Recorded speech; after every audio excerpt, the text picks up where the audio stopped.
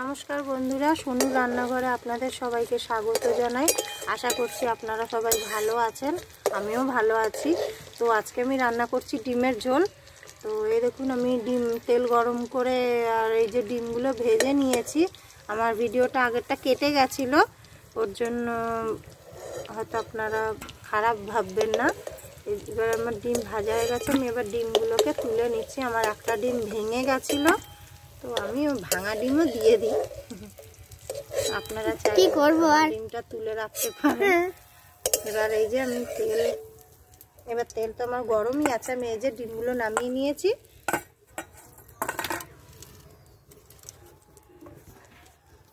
আর আজকে আমি কাঠে রান্না করছি।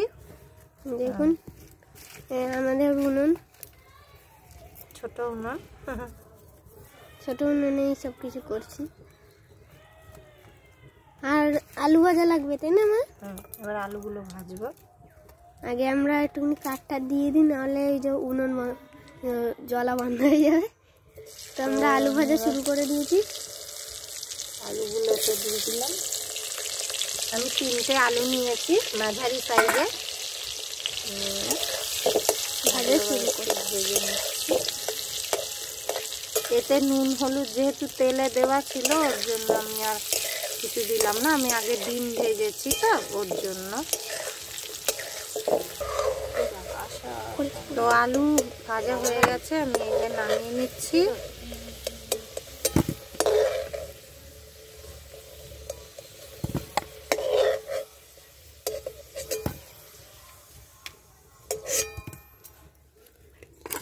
এবার হয়ে গেছে, আমি দিলাম জিরে ওই তেলেই, আর একটা তেজপাতা ফাটিয়ে দিলাম। গরম মশলা নিয়েছি, দারচিনি এলাচ, দারচিনি এলাচ আর লবঙ্গ দিয়ে দিলাম। গরম হয়ে গেছে, এবার আমি দিচ্ছি পেঁয়াজ কুচি।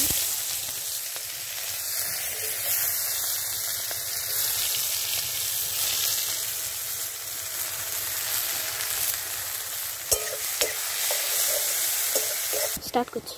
তো বন্ধুরা, এই যে পেঁয়াজ ভাজা হয়ে গেছে, আমি এতে কাঁচা লঙ্কা 4-5টা নিয়েছিলাম দিয়ে দিলাম।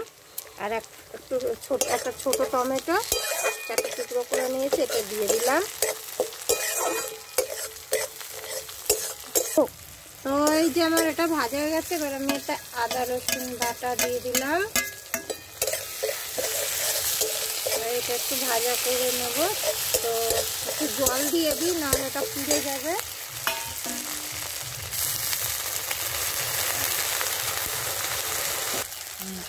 তো এই যে তেল বেরোনো শুরু হয়েছে, এবার দেবো নুন,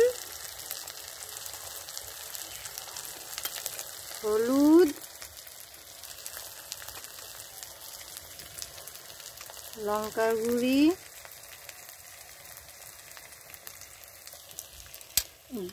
জিরের গুঁড়ো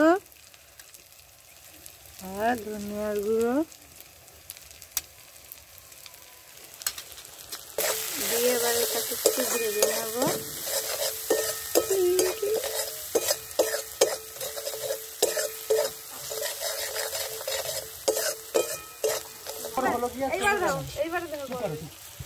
আলুটা দিয়ে দিয়েছি আগে, যা ওই তো দিয়ে দিয়েছি তো, আর বলছি তো। এবার এতে দেবো একটু জল।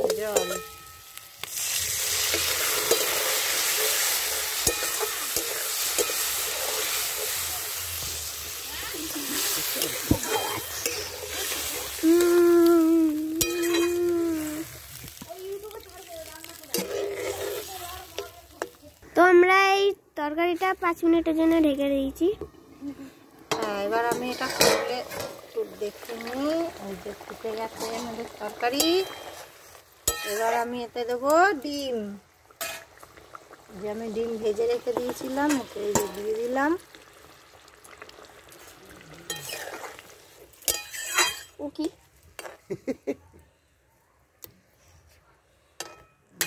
আবার একটু ঢেকে দিচ্ছি।